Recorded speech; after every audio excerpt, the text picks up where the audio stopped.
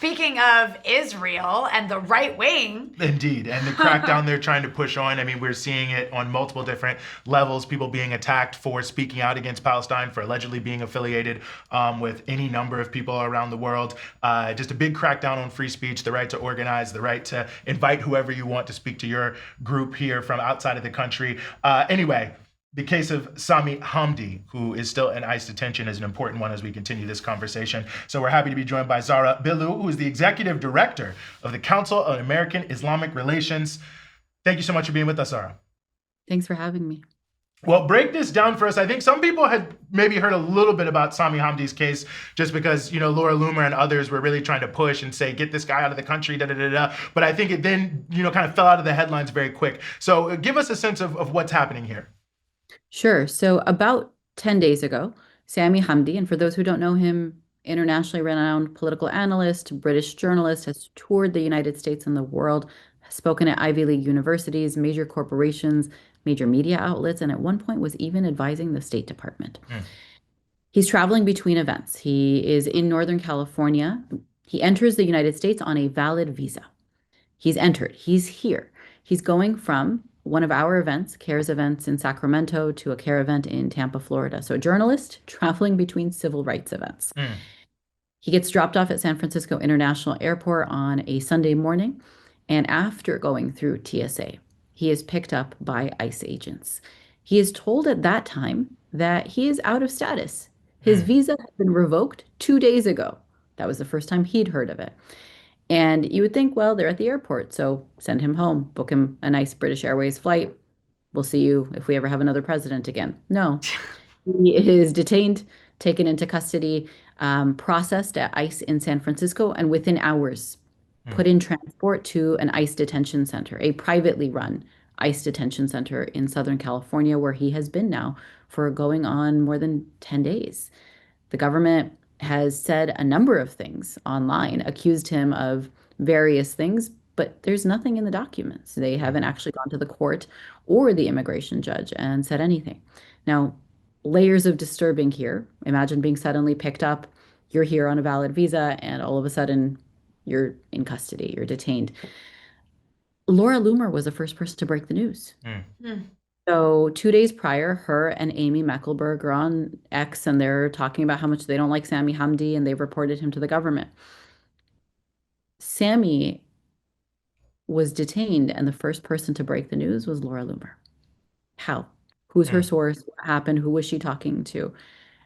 It's as though, well, we know, but now we're seeing it in their actions, that the United States government is weaponizing immigration law to punish First Amendment protected speech. And they are doing it at the request of right-wing online activists. The story is so insane. So you have these far right, in my case, mentally ill, right-wingers who have the ear of people in the Trump administration, basically getting someone's visa revoked. I mean, that's looks like what happened here. Laura Loomer does have that sort of power. This reminds me, of course, of what we saw happen with a lot of these student visas, where they were revoking the visas and then saying, "Oh, you're here unlawfully," before they'd even know, and then they'd put them in ICE detention. So there's two things I want to ask you about. One, you have the issue of right now, CAIR is trying to stop legally the federal government or the ICE from moving him out of California, because right now they're trying to transfer him. So can you tell us a little bit about what's going on there? Again, this reminds me of what we saw happen with the student activist, or it's not even student activists, in some cases, just students who exist and are foreign to this country, being detained and then transferred to Louisiana, where the judges were seen as being potentially more sympathetic to the government's arguments. So we're seeing that play out here, but this guy's also British. Sami Hamdi is a British citizen. So I'm also curious, there's a two-pronged question. Can you talk about this attempted transfer? And then two, is the British government doing anything to try to help their citizen in this case? Great questions. So you're right. One of the things we saw in a number of the early cases, Badr Khan Suri, Mahmoud Khalil, Rumeysa Öztürk, is that they were picked up and within 24 hours taken across state lines, in some cases to multiple detention facilities. The other facilities in other states are worse than California facilities. Not that any detention facility is ever nice, but worse than other detention facilities. They are in front of judges that are more favorable to the government. And by the way, the transport is also terrifying. Like these are not like comfortable economy class tickets. Hmm. Like you are going at the government's behest, and you don't know where you're going. So when Sami was first picked up on Sunday, we had the opportunity to visit him on Monday, and on Monday we were concerned that the government would move him without notice. We have a really great legal team that includes Hassan Ahmed in Virginia, Muslim Legal Fund in Texas, but also CAIR California, where we have over 100 staff. And so we want to keep him in proximity to the majority of his legal team. We want to keep him in proximity to the people he was visiting when he was first detained. And we want to protect him from a transport to a circuit that is less favorable to him and more deferential to the government. So we filed an emergency motion with the court. We said, stop the government from moving our client. And a couple of days later, the court responded favorably. The court agreed that we had raised serious First Amendment issues. In other words, that there was a real question of whether or not Sami was being targeted for his protected speech. And the court ordered the government not to move Sami. Now, the government is arguing back and saying they should be able to move and this is their decision and the court doesn't have jurisdiction. And so yesterday we went back to the court and we said, no, the court has jurisdiction. And by the way, the government saying that this is all just a standard visa overstay doesn't match what they are saying on X. We were writing a brief yesterday to respond, to file it with the court, and simultaneously, the Department of Homeland Security's official account was slandering Sami on X. And so how is it one thing to the court and another thing on social media? Your other question was, he's a British national. You're right. Like that's what is so jarring about this, that if they could do this to someone with the global platform that Sami has, with British citizenship, what are they doing to the hundreds and actually thousands of detainees that are invisible to us? The detention facility that Sami is at, just one of many now, has hundreds of other detainees. Nobody knows their names.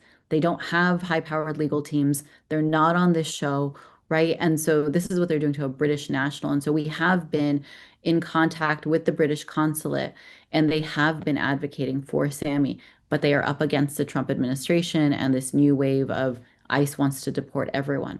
And across the pond, I will say that there are a number of independent MPs who have been raising their voices on behalf of Sami. His family is very engaged in the process. And for us, this is an international issue. If we would treat a journalist this way for engaging in First Amendment protected activity, none of us are safe. No, I think it's a very good point. And you know, even just the nature of what's happening and the crackdown in this country and Laura Loomer being involved, I mean, she's one figure, but it feels like it represents this broader trend of, you know, essentially, maybe I'm overstating it here, but you know, people who want to make it illegal to be a Muslim in the United States of America, and if they can't be, you shouldn't be, no Muslims in Congress, which is Laura Loomer's other statement, and all these other issues, and it has such a racial element to it as well. I think even though Muslims, of course, are all races, I think we know when people are attacking Muslims, you know, the way that's coded is, you know, you either have brown skin or you're an African American, and it just feels that so much of what we see in cases like this, and when we look at the panoply of many of the things that are happening, that this is a real dangerous uptick in Islamophobia and racism and the use of the government to enforce those beliefs.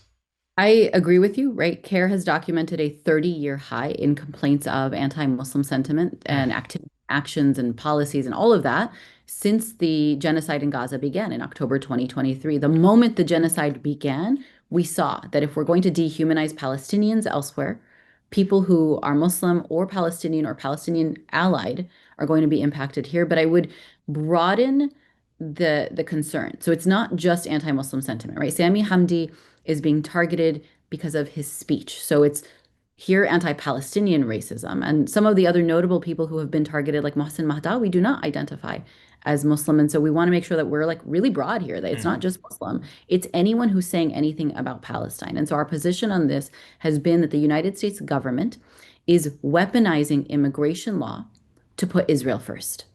And Sami's position on this has been that he has been advocating for America first. As a British national in the United States, what he's been saying is, why are you sending a blank check to Israel while there are people who are unhoused and can't afford healthcare or food right here? And that's the message that he believes and that we agree Laura Loomer doesn't want fellow Americans to hear, because people here are starving and people in Israel have free college and free food and Mm, free housing. And just show up and say, I have a birthright to be here, and you could plant a tree on Palestinian land. mm, So Crazy. anti-Palestinian sentiment. The other thing is authoritarianism, right? Is that the government is, and we've been working really hard to connect the dots, is that we are seeing this the most from our vantage point, targeting pro-Palestine speech.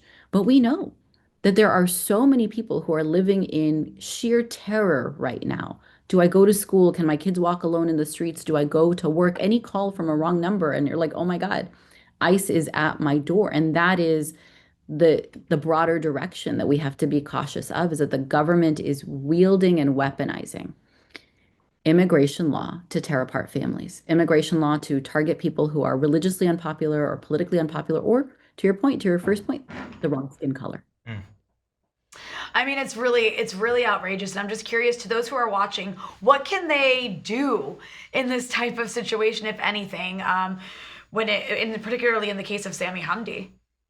So two things. One, to assist Sami keep telling his story. And, we talked about how there was like an initial media storm, but then it starts to slow. And that's what happens is when we isolate people from community, right? Even big public speakers with massive platforms, people get tired. They go back to their daily lives. So whether it's Sami or any other detained person, keep telling their story, keep raising their name, keep making sure that we talk about this. There are hundreds of people in Sami's detention facility. Every single one of them is someone's relative, right? Is Mm. someone's loved one. And then more broadly, we have to push our elected officials to do better, to fight back against the Trump administration. We have to be signed up for rapid response in our communities, ICE Court Watch to protect people, and take care of the people around you. Like, Mm. the government's coming, and we are who keeps us safe. You should know who in your family, who in your community is vulnerable, what's their safety plan, who do they call. One of the things that is very much protecting Sami is that he could immediately call a legal team. He could immediately raise his voice through his family. Many people don't have that privilege, but we can be preventative and say, okay, if I have a neighbor that this is at risk of happening, what am I going to do to protect them? Because I don't know when it's going to happen, but I do worry that it will. Mhm, mhm. Well, Zahra, we really appreciate you joining us here on the show and helping highlight Sami's case and all the other implications that are flowing from it. And I know that's work you all do at CAIR every day. So thank you so much for giving us some of your time here on the Freedom Side. Thank you.